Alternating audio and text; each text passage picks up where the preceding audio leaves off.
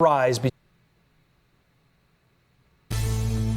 Tensions on the rise between President Trump and Volodymyr Zelensky after Trump called him a dictator without elections. Lucas Tomlinson is live in Washington with all the details here. Hi, Lucas.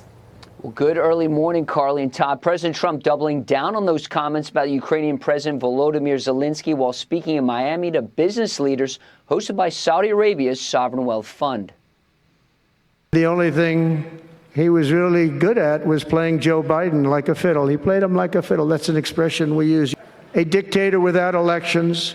Zelensky better move fast or he's not going to have a country left. Got to move fast because that war is going in the wrong direction. In the meantime, we're successfully negotiating an end to the war with Russia.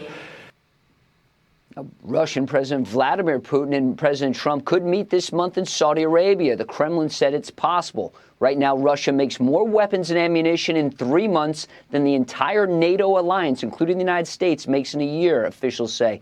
The U.S. makes 50,000 artillery rounds a month, Russia 250,000. Now, following Trump's remarks on Truth Social calling Zelensky a dictator, the Ukrainian president fired back, calling Trump's comments Russian disinformation. That prompted Trump's Vice President J.D. Vance to respond, telling the Daily Mail, quote, "The idea that Zelensky is going to change the president's mind by bad-mouthing him in public media, everyone who knows the president will tell you that is an atrocious way to deal with this administration." So we'll see, guys, whether President Trump meets with Russia's president later this month. Stay tuned. Carly, Stay Todd. tuned is right. Lucas, thank you. Let's bring in former Deputy National Security Advisor and the VP of National Security at the Heritage Foundation, Victoria Coates. Victoria, where do we go from here? Well, good morning, Todd.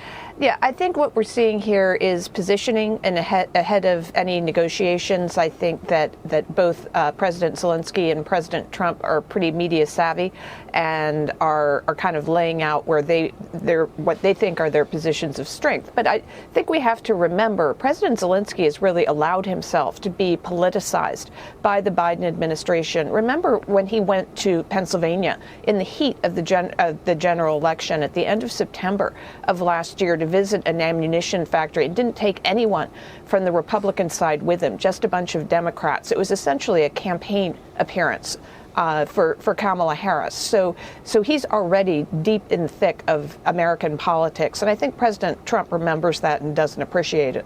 Yeah, the left loves to say Trump favors Putin and that they're buddies. That's what the critics are saying. But one theory I heard, and I think it's interesting, I want to get your thoughts.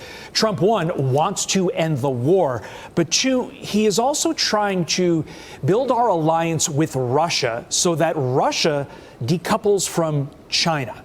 Your thoughts on that?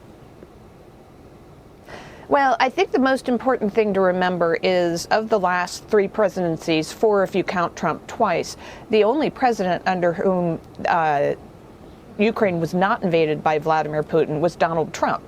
So if his relationship with Vladimir Putin prevented a horrible war in the first term, hopefully he can end this war in the second term. And that's definitely a better relationship with Russia.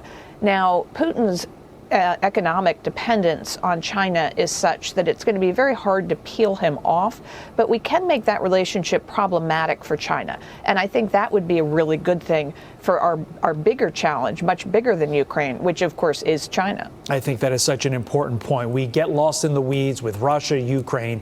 China is the #1 geopolitical adversary that we have, and we need to keep our eye on the ball at all times with regard to them.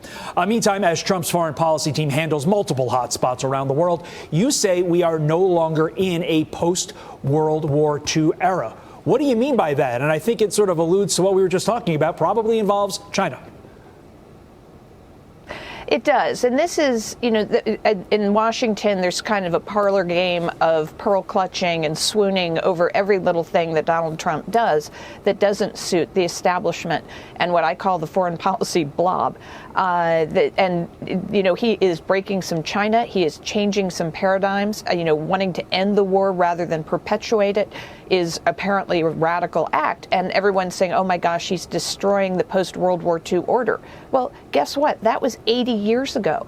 We've had all sorts of things happen since World War II. We've had the Cold War. We've had, we've had the war on terror, and now we have the rise of China. I think we have to change that model, and we have to move on and realize that the geopolitical landscape has changed, and what President Trump is trying to do is deal with the crisis at the border, deal with China. This is a new world, and I don't think we should be upset about that. We should welcome it and see what kind of opportunities it gives us. I think it's important. You have to adapt with the times, whether it's AI or whether it's the new world order that you talk about. I mean, it's time. We can't live in the past. It's time to move forward. Victoria Coates, great insight. We appreciate it.